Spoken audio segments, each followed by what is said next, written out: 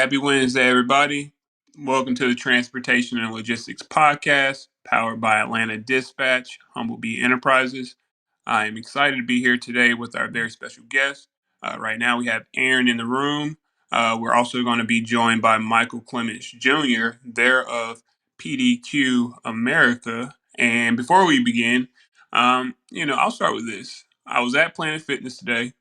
Basically there 5 days a week, and you're in the gym. You happen to see folks, and you see people enough. You give a head nod, and you see them more, and so what's up? And before late, I mean, too long, you're going to be talking. So this particular conversation that happened today, it was a pretty good one, but it reminded me that it's getting cold out here and there are a lot of displaced people, especially in the Atlanta area, but it's all across the nation.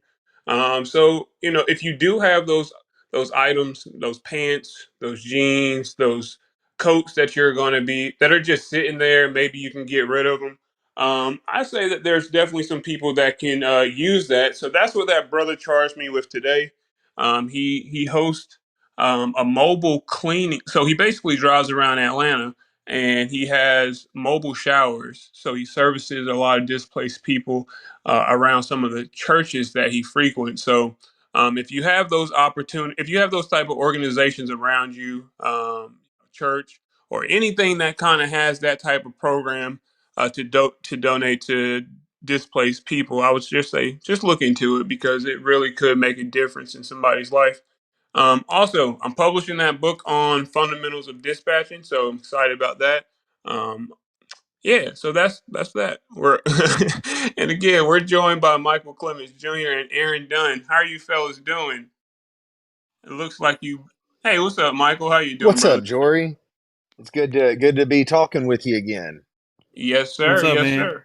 Hey, Aaron. Look. So, if you guys don't know, these gentlemen invited me onto their podcast recently. I had a great time. They got a chance to learn more about me, but I'm very excited to be able to, highlight them and the things that they got going on. And before just to go ahead and start, Michael, you are the president of PDQ, and a question that I really like to ask people is when you went to college, did you plan on being in supply chain or did you fall into it?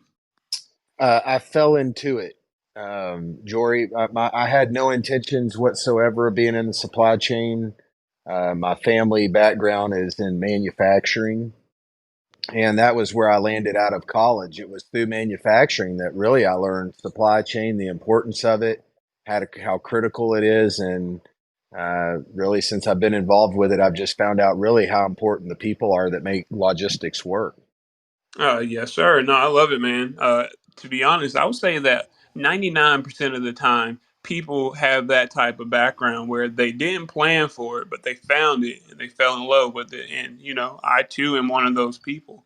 And Aaron, your experience is, very diverse. What would you say is a role from your past that best puts you in a position to do well as a freight broker or working for a freight brokerage? That's a great question, man. Yeah, that's the byproduct of a college dropout.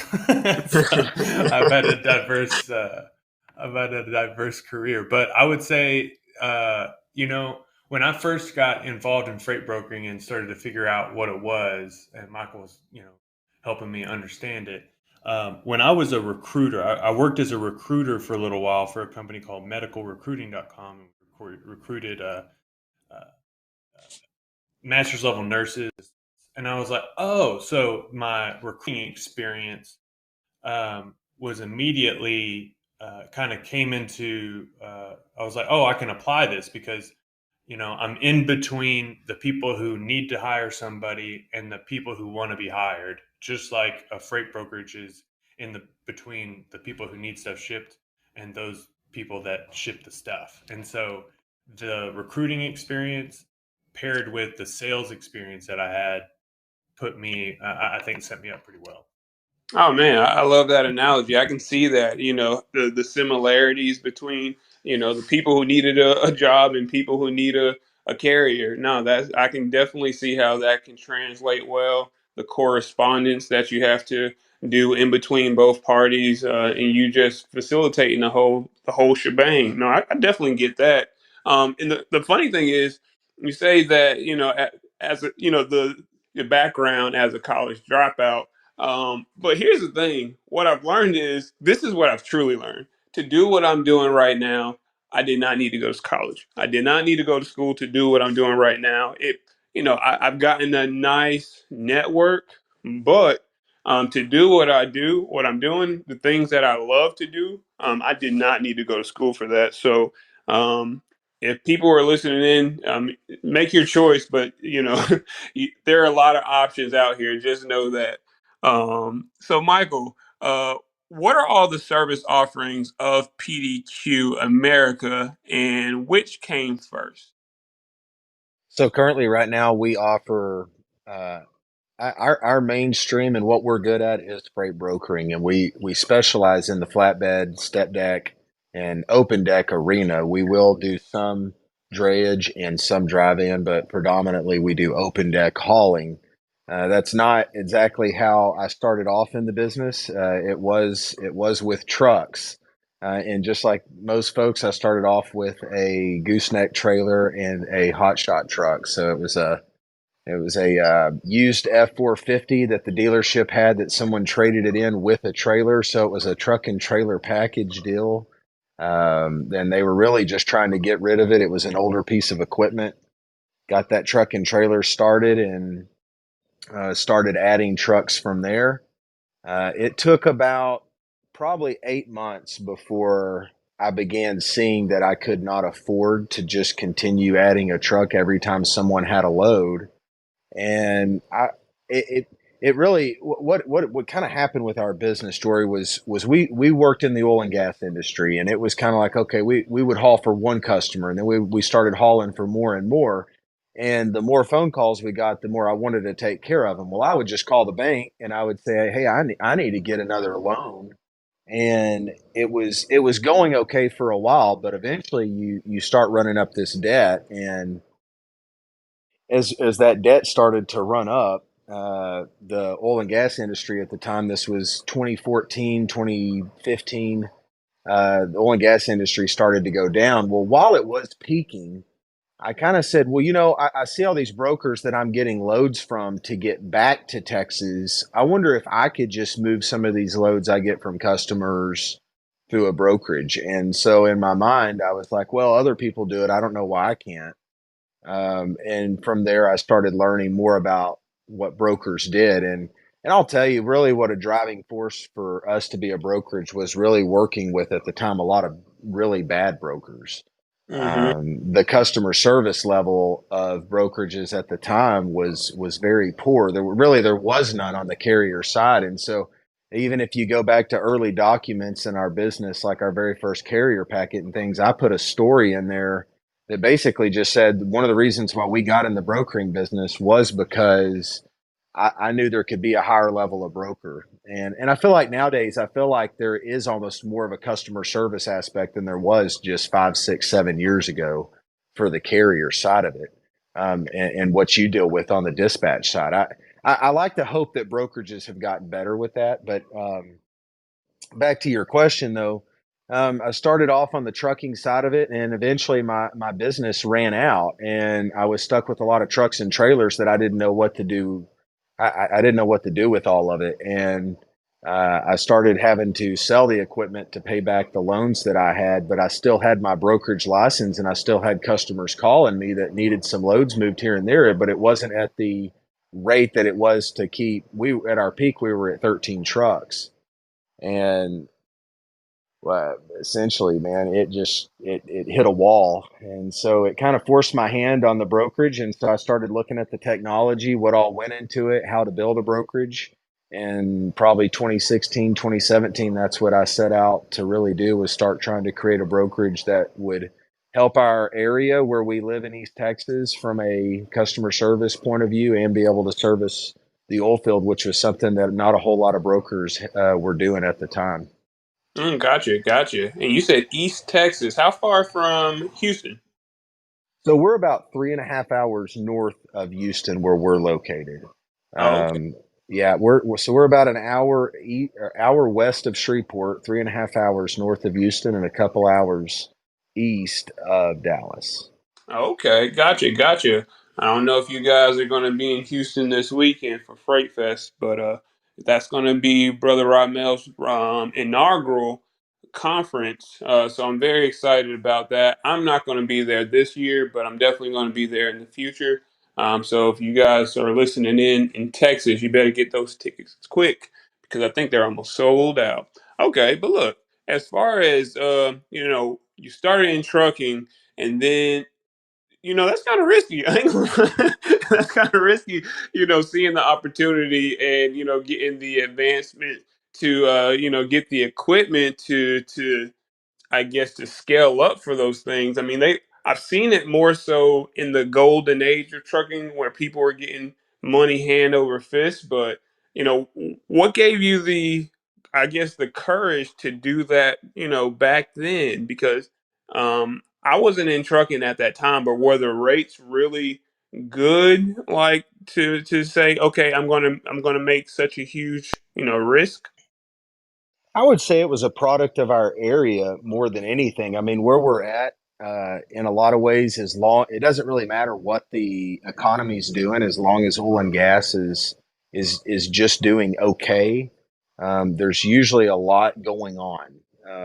Even in a down economy across the country, usually the oil and gas industry where we live, we're kind of sheltered from it a bit, but it got really bad in 2015 and 16 to the point where there just wasn't anything happening. It was the first time that we saw oil prices dip around $25 in I think 2 decades at that time. So it was kind of a wild time, and just being in really my first decade of work, only halfway through it. I don't have all this experience. And you hear people in the industry that are saying, "Oh, well, it's just a cycle. It goes through cycles." And it's so funny. You hear the same thing in freight. The same thing I heard in oil and gas and in manufacturing.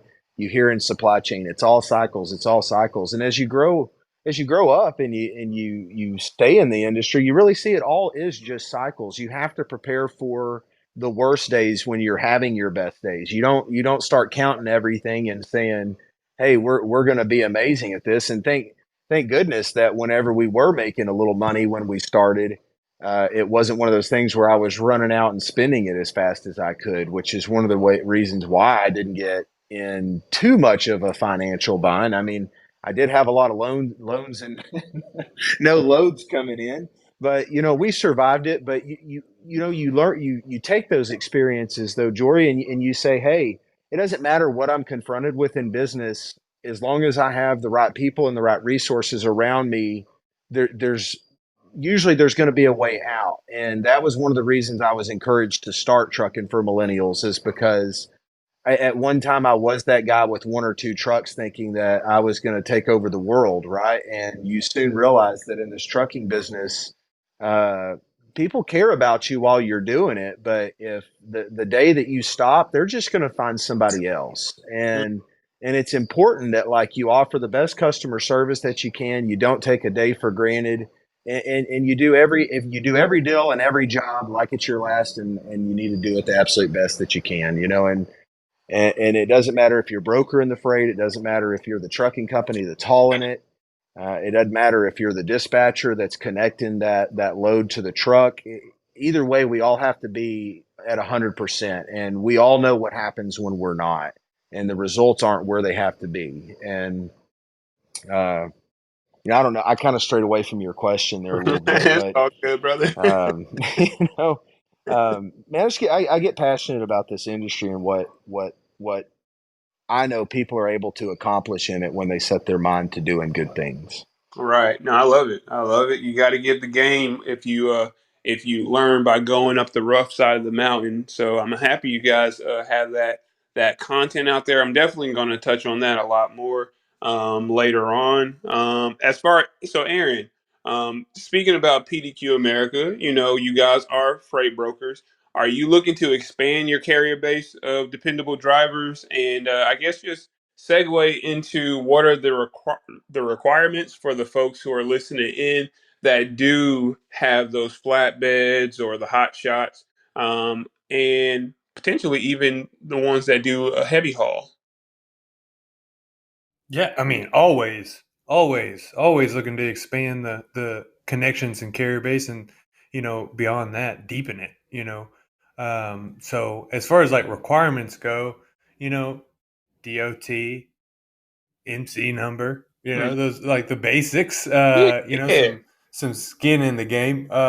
As far as you know, we we don't work with carriers that don't have a lot. Like if you're working with like a new MC number, so we do require 6 months of work to start booking loads with us.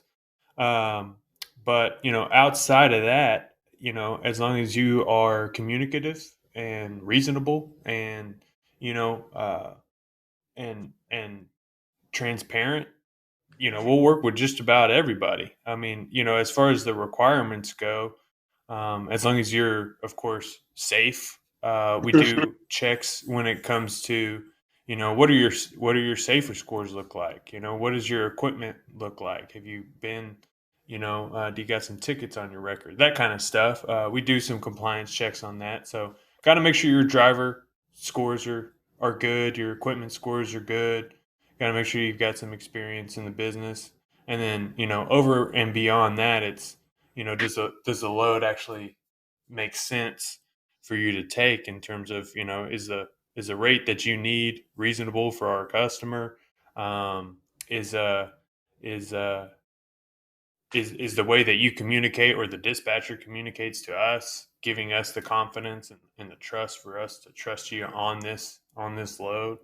And I mean, once those boxes are checked, I mean, we're good to go. And we love working with people on a regular basis. I mean, tomorrow, I just think about I mean, we do a lot of our freight in Texas. A lot of it originates in Texas, but we have opportunities in Wyoming, Oklahoma, Louisiana, California, Florida, Pennsylvania. I mean, all across the country. So, you never know where, something might pop up or where we might need somebody. So, flatbed, step deck, heavy haul, 40-foot hot shots. That's our main mode.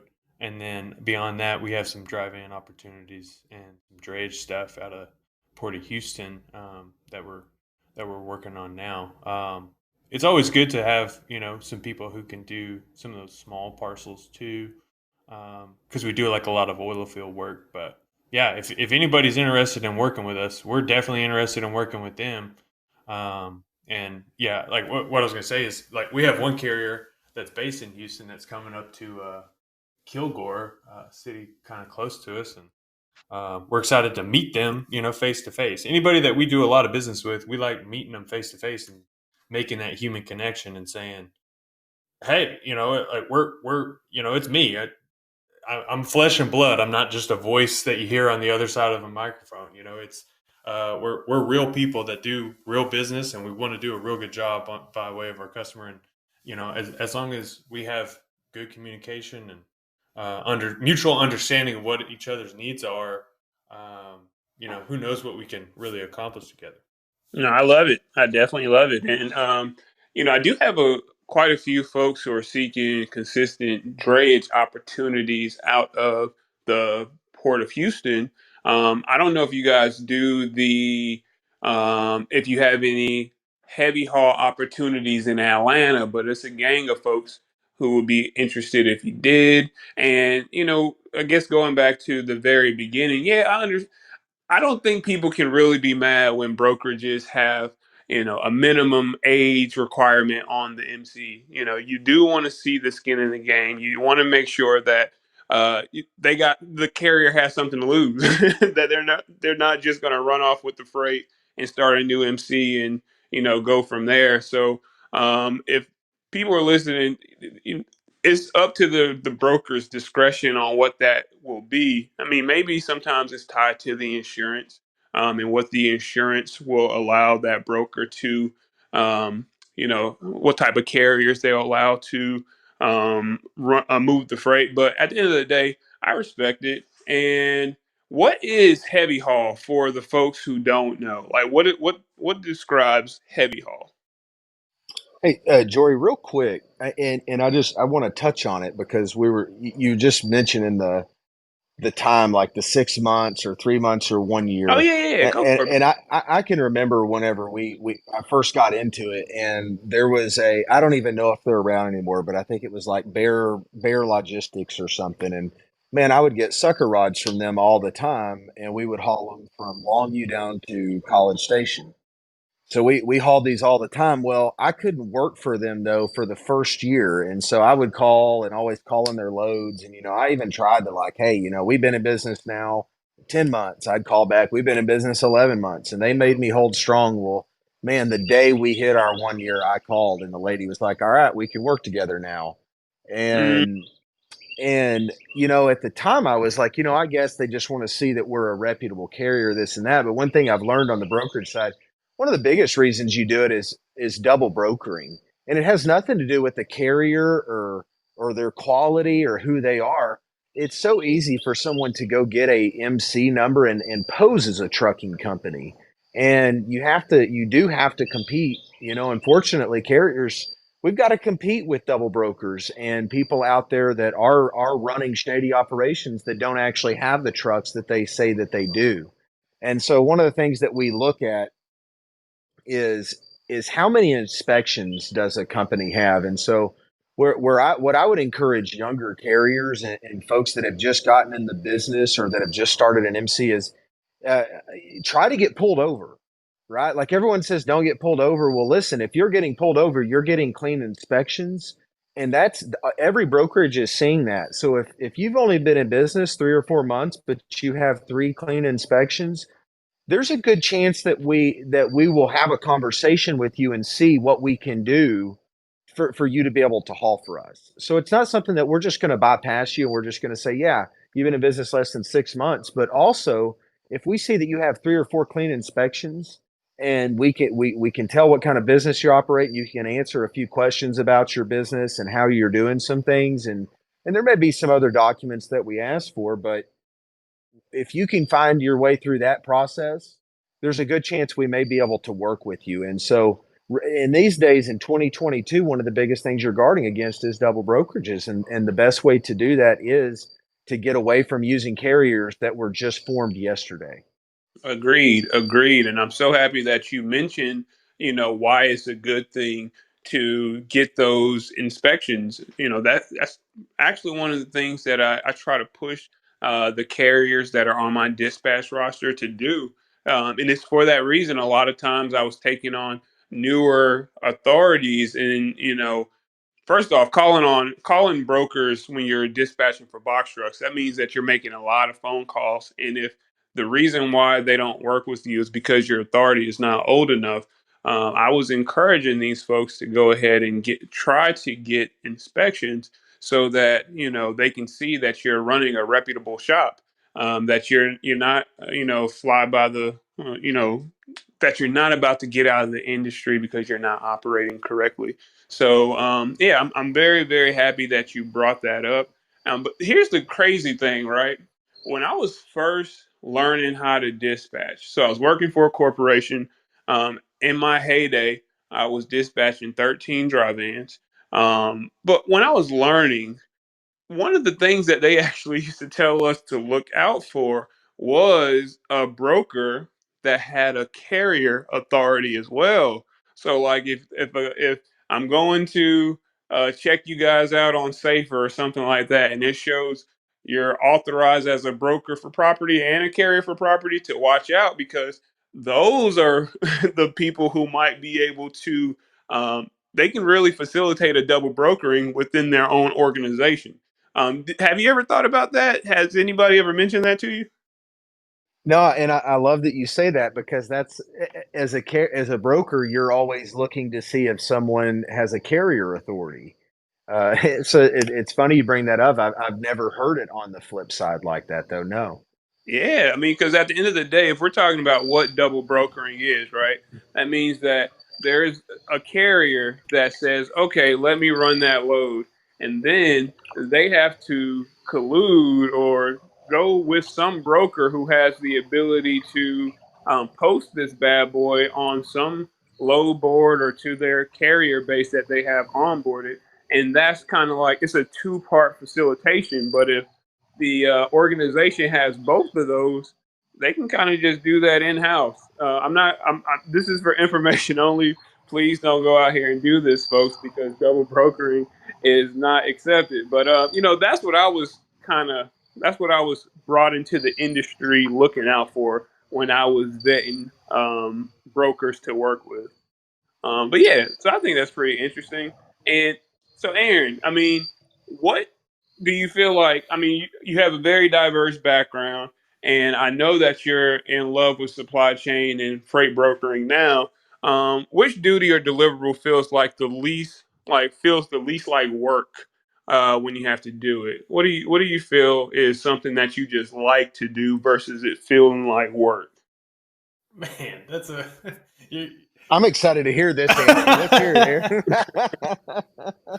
that's a good question, man. That's a good question.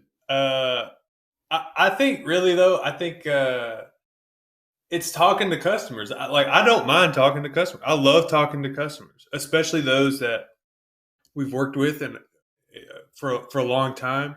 Obviously, those are the easiest conversations to have. But like those, so like now that I've been in the business for 3 years, I've built relationships with a handful, more than a handful of customers. I have an understanding of particular industries, more than I used to, and an understanding of the industry and the market, and all that. And so, anytime that I get to speak with a customer and help them solve a problem, and know that that customer's looking to me to help them solve it, that's where it doesn't really feel like work. Like that's that. I guess that's like where the most important part of my work comes in when a customer needs something. But when I'm talking to a customer and I'm just like, "Hey, man, how's it going?" Like what's construction looking like right now? Like are you building anything? What big projects are you doing? Like what are you up to in the next month or two? Or when I have a customer call me that quits one position, this happened this week, quits one position at one company, goes to a different company, and calls me and says, "Hey, man, I just really appreciated the way you worked with me at the past place, and I started talking about you, from the first week that I started over here because I want to work with you over here." Like that makes me feel like, man, that's not work. That's I'm making some kind of difference, and the work that we do is important for other businesses. So that's how I'd answer that. Nice, nice. I love it, brother. I definitely love that. And I actually have to tell you congratulations because you recently earned your CTB. What is that? What is it? And tell the people who've never heard of it what that means and why is it important? Yeah, so the CTB is a certified transportation broker, and it's a certification, 100% elective, that is administered. It's a test administered by the Transportation Intermediaries Association, or TIA, which is our kind of the industry. Um, I don't know how you would say a organization that advocates and represents the freight brokering industry, or the intermediaries in the industry, and not only advocates but like via government, but also facilitates different educational opportunities to help people further in their career. And so I was introduced to the CTB program by Michael and PDQ America, and we've implemented it as part of the training that we do at PDQ. And so decided to take the test, and it's pretty intensive. It's in three parts. It has to do with the history of freight brokering, so you get a lot of history on what why we do freight brokering the way we do it now and how it was once done. It's a little bit of that. It's a little bit of what some scenarios and things like that. Lots of kind of like vocab, and then the big meat and potatoes that's really interesting that you probably get the most value out of is case studies. So like when you if you're in a freight brokerage, especially like if you're in one that's not very big, I can't speak for any other freight brokerage because I've never worked in a big one, but I can imagine that there's a lot. I mean, with the industry as dense as it is, with so much to learn in freight, any additional education that you can get is going to be insightful and help you. And so, like what the CTB does is introduce you to a lot of different scenarios that you just might not be aware of. And so, there's case studies like case law in the CTB program that will show you and illustrate just different cases that have happened throughout the country of when a freight broker hired a carrier, contracted a carrier on a particular lane, and then that truck gets in a wreck and it leads to a death. And so the question becomes, who's responsible? Or what is the responsibility of the freight broker in that scenario? And so that is an instance, but then there's all kinds of other instances like freight damaged freight claims, and it goes through a lot of different case law and case studies that are real, actual things that have happened in our world with different businesses throughout the years, that gives you an insight into really how important our job is and how important a freight broker's job is to do it well and to make sure that these things that we do to you know not just like it really puts a greater emphasis on, look, we're not just booking loads and making money. We are facilitating and arranging transportation of expensive equipment that is transported on really expensive equipment that is driven by people who are extremely important and are members of other people's families that navigate highways that are filled with families that look like yours. And if something goes wrong, people could die.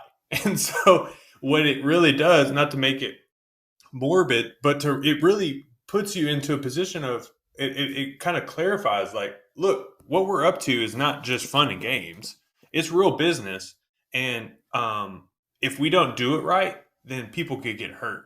And you know aside from that, like, what is the best way to kind of do these things? It really, to me, helps you refine, and it makes it makes you a more well-rounded professional when you go through the process of getting your CTB certification, because you learn some of these nuances in a greater depth, and thankfully you learn them first before you're on the other end of a lawsuit and learning it the hard way. You're learning it, and you can say, okay, well, the reason that I'm doing this, check on safety records, or checking the MC, or I'm asking these type of questions or what have you, is because it's for safety. It's to make sure that things actually go the way that they're supposed to go, and not just I'm not just trying to book a load, to get a load off my back and get my boss off my back, or whatever, like or to make some money. It's about more than that. So the CTB is a really great course that kind of gives you a in-depth look at that, and that's really just kind of the beginning. There's a lot of different education models that the TIA provides. Well, I love it. I love it that it's a part of your organization's training program. I think that is a beautiful thing when people are able to get educated, and that also makes me happy that you have that, and you're in this, this highly visible spot as a podcaster, a content creator. You guys have. Uh, let's talk about your podcast, okay? How does it feel? All right, so what's the name of your podcast? Anybody? Trucking for Millennials. Hey, see, I love that name. That right there was for me. I saw that name. I was like, I think I want to listen to this because they're talking about my type of people. So what are they talking about there? And have you guys have you got? I know you've been doing this for a while. Let's get those details out there. When did the podcast get started? What year? Aaron, we started in August of 2019. Yeah. Okay, okay, Yeah, August of yeah. 2019. And how many episodes deep are we right now? Oh, Aaron, what are we, Uh, 160 plus? Woo. almost once. Yeah, I think it's like 178, 168. Oh, I love I'll it. look. I love it. I love the longevity, the fact that you guys are committed to this. I've been doing this bad boy for 2 years, so the fact that you guys been doing it longer and you have that number of episodes, I applaud you. Where can the people find your content if they're listening right now and they wanted to see what the millennials are talking about in trucking? Uh, so the podcast is available on the Apple Podcast app, Spotify, YouTube, and then pdqamerica.com/podcast. So, pretty much whatever device you're on, you're able to go check out the podcast if you're a podcaster. Okay. Well, look, this question can be for either one of you. But the whole point is, what's the biggest gem, the biggest tip, or the biggest piece of game you've gotten from one of the folks, one of your guests that's been on your podcast? Actually, let's go with both of you. Starting with Michael, what would you say has been the biggest piece of game you've gotten from somebody that you've interviewed? I'd like to thank Man, Jory for shooting me bail there. Right. yeah, it's kind of two parts. One is just the quality of people that you come across in the logistics industry. And it's drivers, it's dispatchers, it's brokers, it's the people that are working on the legal side of it, it's people that are working in the insurance business, it's the folks that are working on Capitol Hill, it's the folks that are working at diesel repair shops, the people that are working on electric trucks and trying to figure out how an automated truck can drive. Like on the podcast, we it doesn't say trucking for millennials in Texas, or trucking for millennials in flatbed, or trucking for millennials in diesel trucks. Like it's trucking for millennials. Like we cover we cover the industry, and it's been so much fun to be able to touch so many other parts of the industry that if I wasn't on the podcast, I could probably reach out to these people, and some of them would have a conversation with me. But when you're able to approach them through the podcast, the questions, the answers, the analysis, the news, the things that you're able to get from folks on these podcasts is just tremendous. And, I'm sure we're all the same. We get push notifications on our phone for news articles all day long, we see, oh, the Wall Street Journal is telling me this, or U.S. News has this. But I'll tell you, man, where the real meat and potatoes is in the trucking industry is in these podcasts, and it's just like what you've got going on here, Jory. It's what others around the industry have going on their shows. We kind of got in this. There weren't too many people, but COVID, there was really a big rise in the amount of people that started covering it from the ground up. And it's been absolutely tremendous to see the quality of news and how much you can hear. I think it's CNBC has Squawk on the Street. Like, man, you want to hear what's happening on the street? Check out these podcasts and check out shows just like yours and just like Trucking for Millennials. I think that's where the real news is happening, and that's where you can find out what's actually going on in our industry. Not with somebody in a collar with a camera in front of them is telling you, right? That has nothing to do with the trucking business. So I think the greatest takeaway is just how exciting and how beneficial the speakers on these shows can be. I think Aaron and I are a dime a dozen in this industry, but man, there are some great folks out here that are able to talk about what they're doing. Maybe I won't throw Aaron in that bucket, but sometimes I say, why does anybody listen to me on a podcast? And then I have to remind myself they don't. They listen to our guests. No, I feel it, brother. I do, and you're right. There is a different level of openness, transparency when you invite somebody to speak on a podcast versus just hit them up randomly, give them a phone call or something like that. So it is a pleasure to be on this side of the content creation because being able to extrapolate that knowledge and put it in such a presentable way for my listenership or just the folks who want the game. It does make me feel like I'm making a difference. What about you, Aaron? Did you have anything that came to mind about something you've gotten the biggest piece of gain from a interviewee?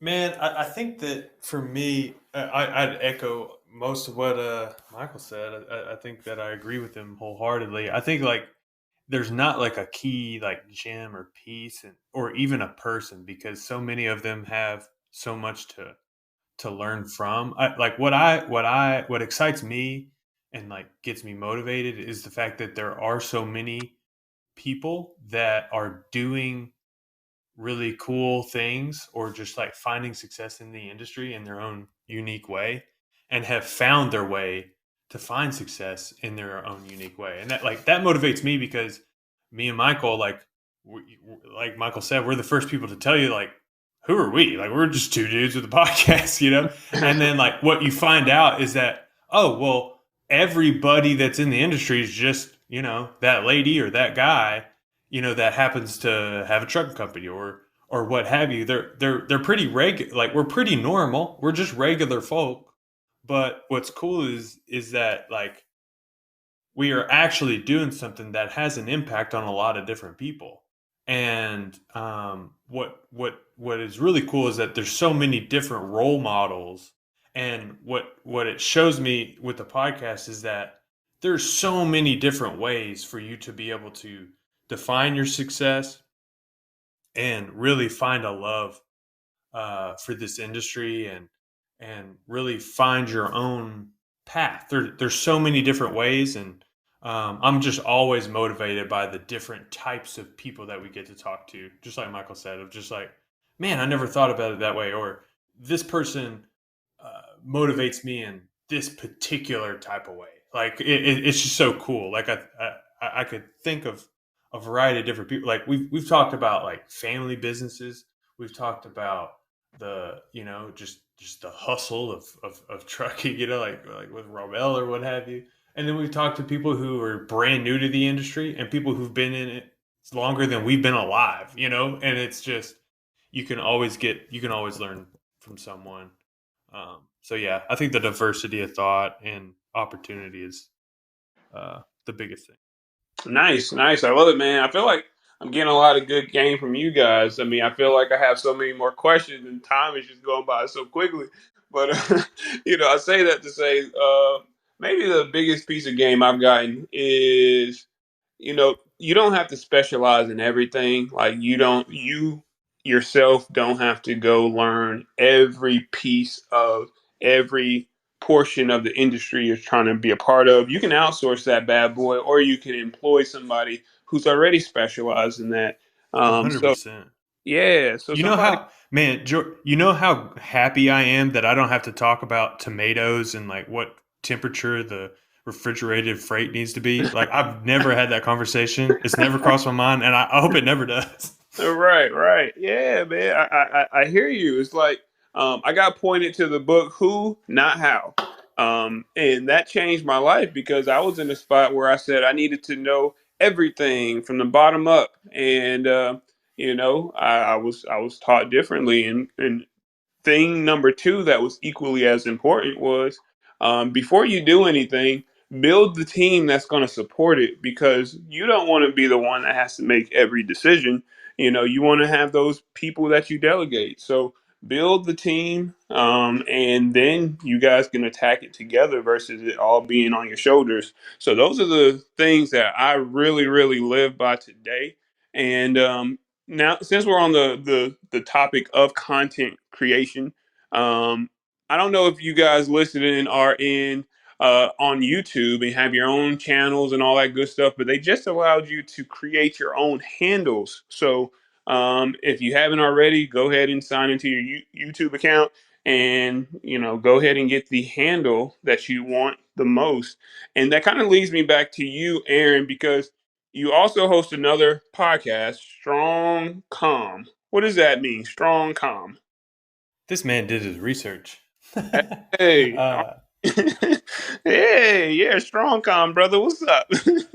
yeah. Well, man, as far as the content goes, like I will also be the first to admit, like with PDQ, with be, man, when it comes to like booking freight, talking to customers, figuring out the operational solves that we need to figure out, sometimes that content goes by the wayside. So we keep the podcast going. It's humming every week.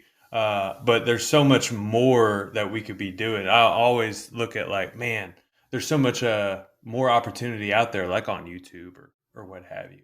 And yeah. So anyway, I just like you motivate me, Jory, to be like, man, what more can we do? And I'm actually kind of in process of getting the YouTube for PDQ America kind of restarted, and I'm excited to be at Freight Fest to kind of do like a kind of a vlog style event talking about content. But Nice. to answer your question, StrongCom, it's just kind of a. I've been involved with podcasting for a while. That's really how Michael and I got connected. He wanted to do the Trucking for Millennials podcast. I thought it was an awesome idea. Didn't know anything about logistics and freight, so podcasting was really the way that I got into trucking. And me and Michael, have a good relationship, and it went from there. And so strong calm, COM, calm is the root word that means together or in common, and it's essentially kind of like my perspective and way that I organize my thinking in a way. And so I use that word as a springboard to talk about communication. Um, Online and off, or with ourselves and with other people, community building, and what values bond us together, and how those two things, communication and community building, build stronger company, whether that's the company that you're building like a business, or the company that you keep, like the people around you. So it's just kind of a frame that I have, and it's really a kind of an excuse for me to talk to people, like Michael said, of having a podcast. Like there's a lot of people that I think are really interesting that I think other people should know, and so sometimes I'm inspired by an individual. And I'm like, well, they're a good communicator. They're a great community builder. They're a great business person. I want to know what their thoughts are on these different subjects. And that's how I kind of frame the conversation. Okay, I got you. No, I definitely hear you, brother. It is a lot of good things that don't come up in normal conversation that maybe could get communicated, that people can get a lot of value from, a lot of gain. Interesting thing is, I talk to my wife all the time because she's a singer and she knows a lot of singer songwriters. And I just tell her how they have so much power, and just musicians as a whole, because of how powerful music is. And, it can really influence people who are listening to it, their decision making and all that kind of stuff. And that they got to be very responsible with the way that they're, with what they're doing with that power. And recently there was a well-known music exec that blatantly admitted that despite the content, in the music might be glorifying violence or overusing drugs, or the artists themselves is participating in unhealthy behaviors, they would still put out the music just because there's an audience for it and they had mouths to feed. How do you feel, Aaron, about the responsibilities of the content creators who are like more so podcasting? Like, do you feel like there's ownership and they should be mindful about what they're putting out there? That's a, that's a good question. I think that everybody has a right to voice an opinion. And I think that everybody should feel that they have that opportunity, at least in America. I think the whole world should have, freedom of speech is a core tenet of our country. So I think people should have the ability and the freedom to voice whatever they want to voice, as stupid as it may be sometimes. I think that people should be able to do that. Um, as far as the responsibility for a particular creator, I think the responsibility 100% always comes down to the individual when it comes to like a particular person's actions. So I think about it in that way of like, well, what's, you know, if if I don't want to hear particular content, if I don't want to listen, if I don't want to see particular content, if I don't want, um, a particular influence in my life, then my responsibility is to do something about it. It's not my responsibility to tell you, Jory, what I need you to do. It's my responsibility to make whatever move that I need to make sure that I'm protecting my own. You know what I mean? So like I feel like that there's like a personal individual responsibility that everybody has that they should exercise before they should try and remove somebody's right of opinion or thought out there. I think there is something to be said for people that are in grand powers of great influence, like, but at the same time, you know, I, you like a president comes to mind, you know, Kanye West comes to mind in those, for example, of like, well, what about them? I think they should have the same rights and stuff, but at the same time, that's a I don't have the solve for it, but I think Hey, they that just need to be more like Charles Barkley and say, "I am not a role model." Just come out and say it. Hey, Just I'm straight, not a role model. just straight up. It yeah. does. It does get somebody off the hook. It's just like, look, man, I'm out here just living my life, and I'm making the best decisions with the at the level of awareness I'm at right now. So, don't think I'm trying to make the example. I know I hear you. I definitely hear you, and I like that response, Aaron.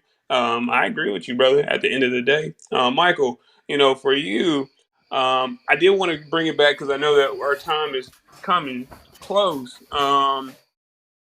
So PDQ America offers both you still do carrier services, correct? uh, when you say carrier services, what Like, do do you you mean? have equipment? Like, are you guys asset based and sometimes move freight with Y- your own equipment?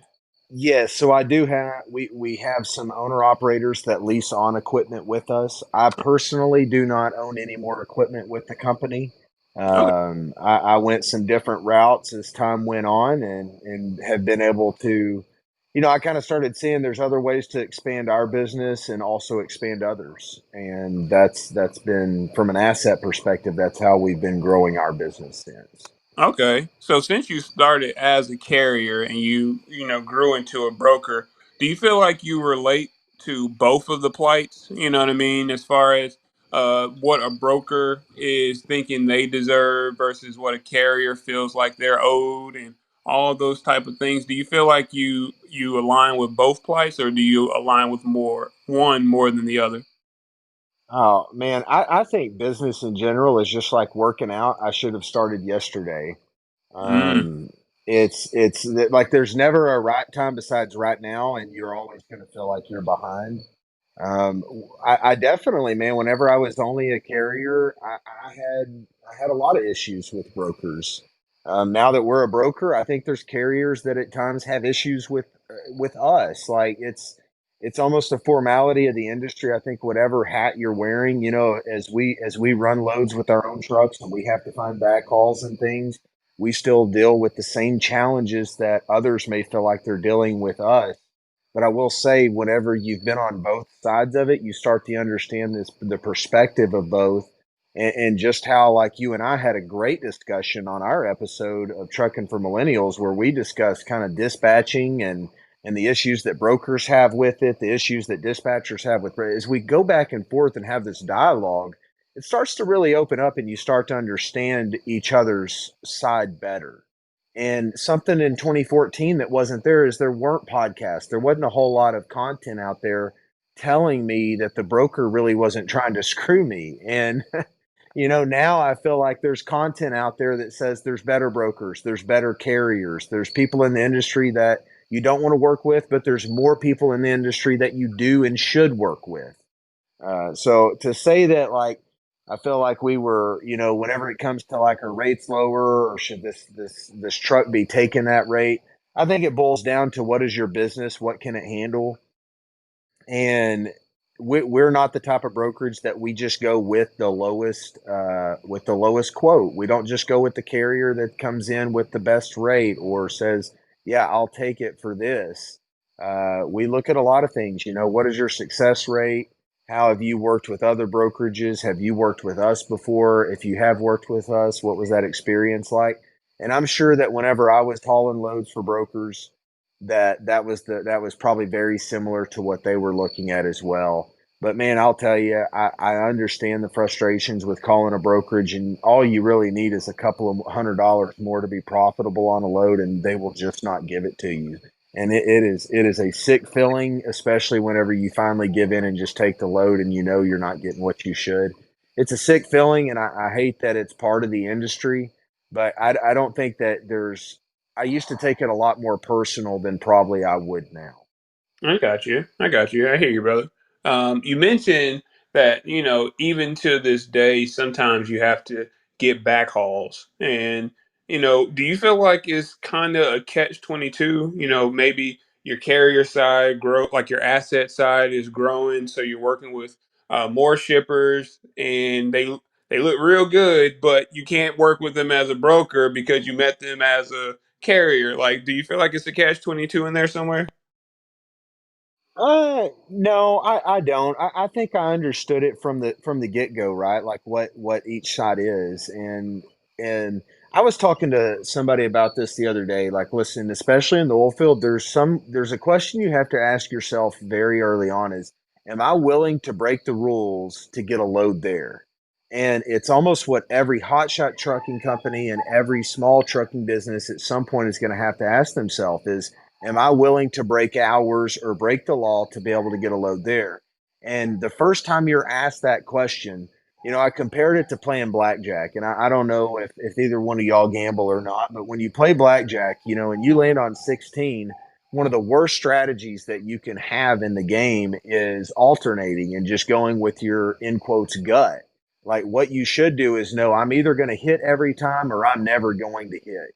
And when it comes to safety, uh, and running over hours and doing things like that, you have to make a decision early on. This is either how you're going to run your business or how you're not. And when it came to working with brokers, and when it came to us as a carrier and us also having a brokerage arm, I understood that in those contracts it said I couldn't do certain things, and there were certain things that I could get in a bind for. And I think you just have to tell yourself, who are you trying to be in this industry, and are you willing to honor contracts and honor the laws that are presented in front of you? And it's very easy if from day one you can just make the decision to do it the right way and say, hey, I'm never going to have to ask a tough question of myself. I just know that the answer is going to be the right one. I'm not going to break rules. I'm not going to go against contracts I've signed, even if they seem aggravating at times. I'm going to honor them. And you can rest easy at night whenever and in our case, 9 years ago, made the decision to run our business that way. I love it, brother. Man, you hit one of those things that I say I want to be able to sleep easy at night. I want to make sure that I'm doing everything in the light, and we can just go from there. So no, I love that response. And we talked about the TIA recently. So this is we've talked about one of those plights the TIA feels, or we're about to talk about one of those plights the TIA feels a broker has to go through.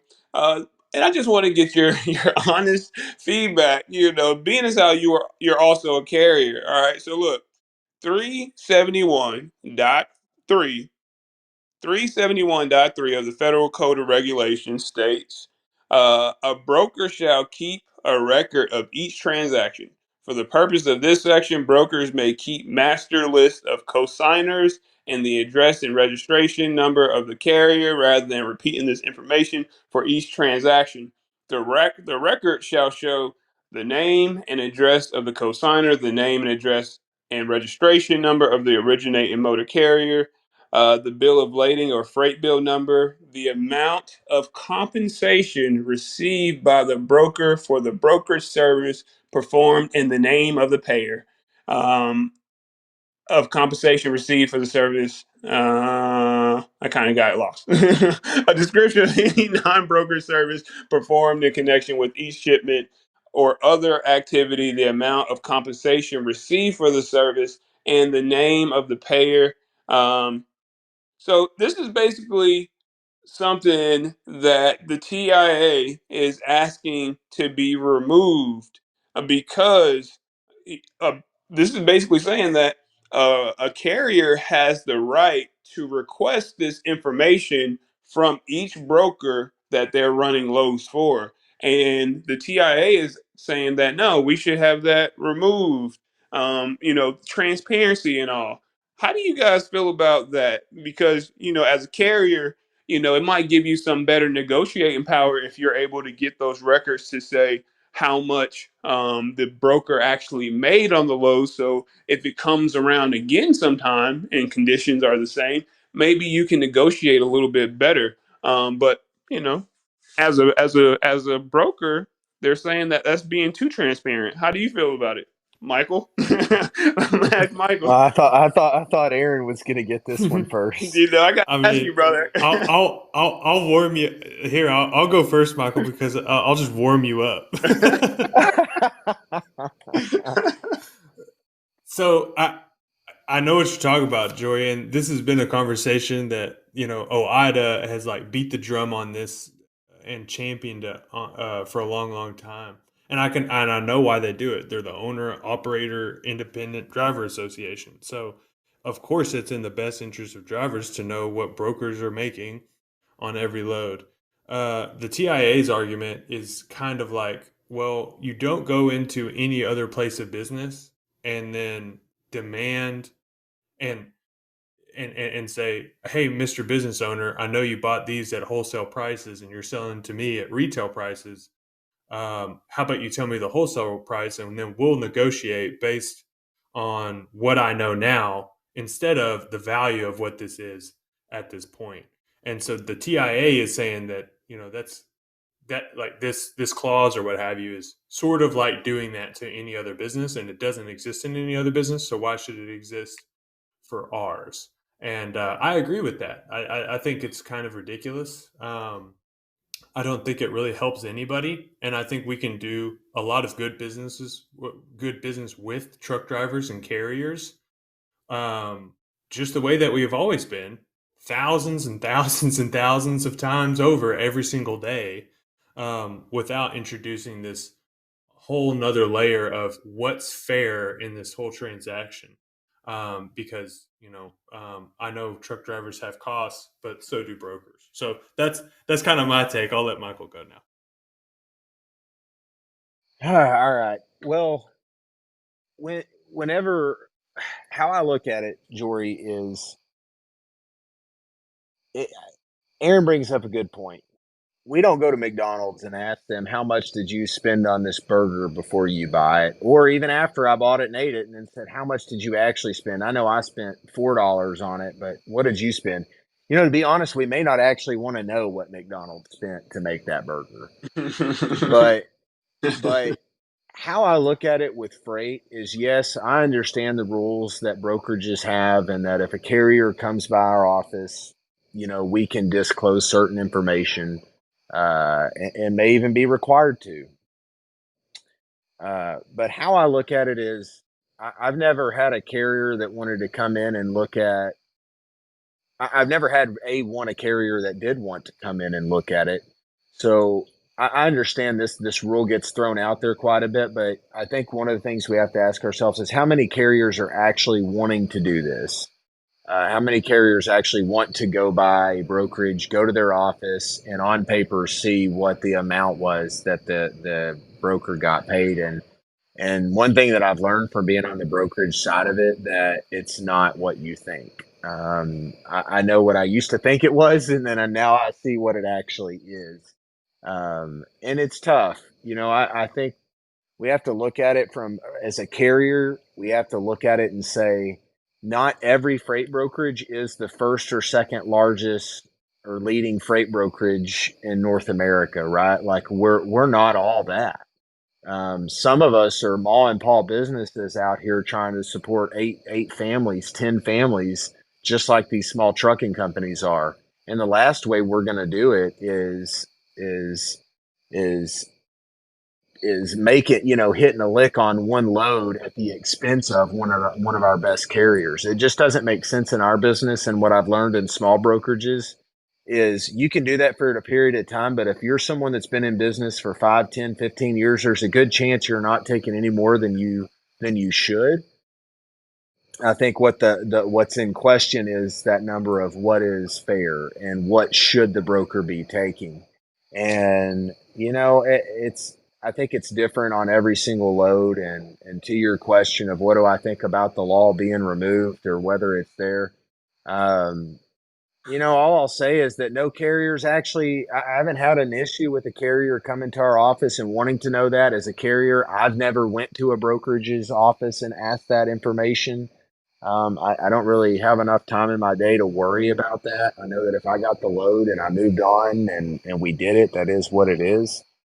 But I think that you just gotta trust the industry and trust the rates that you're getting. And if you're so caught up in it that you think you need to go to someone's office and check out their rates, then you may need to start taking a look at your own business and how you're operating it. Because if your margins in your business is depending on whether that trucking company or brokerage is carrying a 20% margin or a 15% margin, then that's not enough to warrant, I think, the interest that so many people have taken. And I would also like to say, who is it really carriers doing this, or is it more of the talking heads in the industry that are stirring this stuff up?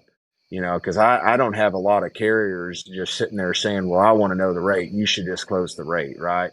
So I just wonder how much of it is like people just stirring that up than it is actually carriers wanting to hold brokers to that and coming by their office to see what that rate was. I got you. Well, hey, I'm happy for the candid feedback, the honest perspective from the both of you gentlemen. I truly appreciate it. Yeah, I mean, we're on the podcast. I got to be impartial.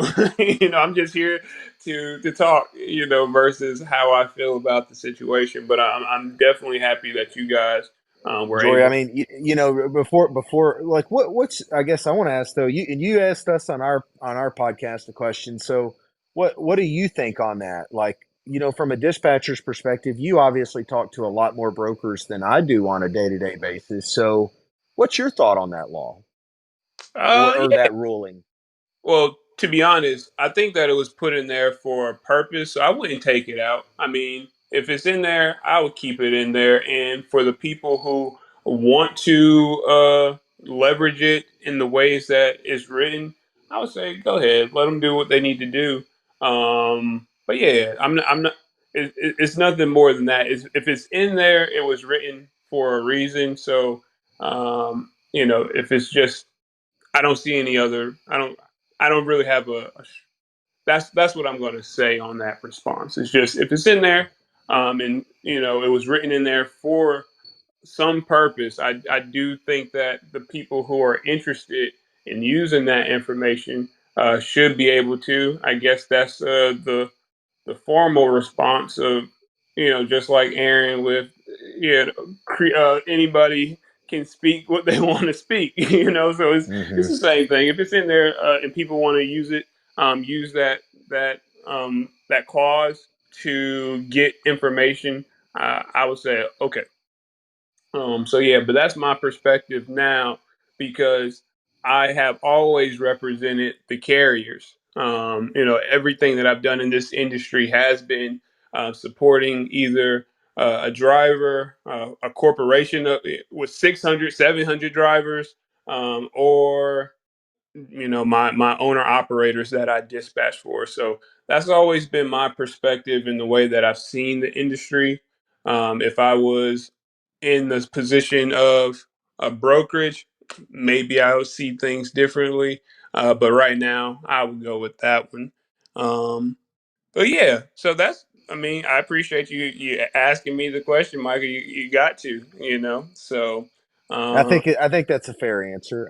I'll give you that. I think it's a fair answer, and it's a good question. It really is, and I think it's one that, like, I mean, we're not going to solve it here tonight, but I definitely think it's a good question, and it really has gained a lot more attention over the last year and a half. yeah, no doubt about it. No doubt about it. Well, look, I mean, I know that we're closing out.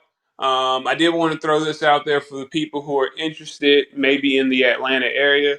I'm a part of a group called the Atlanta Logistics Connection, and we host two golf tournaments each year. So we just did ours in October, so it's November 2nd now. So yeah, last month we did one, and I know that Michael. What are you shooting in golf these days? Jory, I'm around a 10 handicap, so it's nothing special. I played in college, and I'm not quite the player that I used to be. I guess you could say logistics finally got to me. No, I feel it, man. I feel it. The funny thing is, I haven't gotten a chance to get out there myself. Most of the time, I'm either volunteering or I got to go work. So I haven't had an opportunity to get out there. But even in researching you just a bit, man, it kind of reminded me of one of my carriers I used to dispatch for. This man used to get very, very, very excited about NASCAR, like, but specifically Talladega. I mean, like, it was a big thing. He always took off of work, went out there for the week, camped out. I think he had a camper or something of that sort.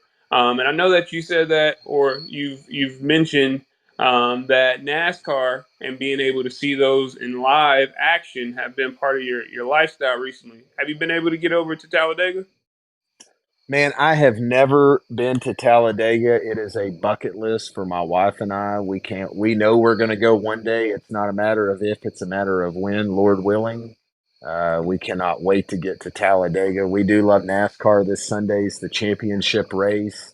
If anybody, I don't know if anybody saw last week, but Ross Chastain at Martinsville, he went into the wall and recorded the fastest lap ever at Martinsville Speedway. It was one of the coolest things in sports.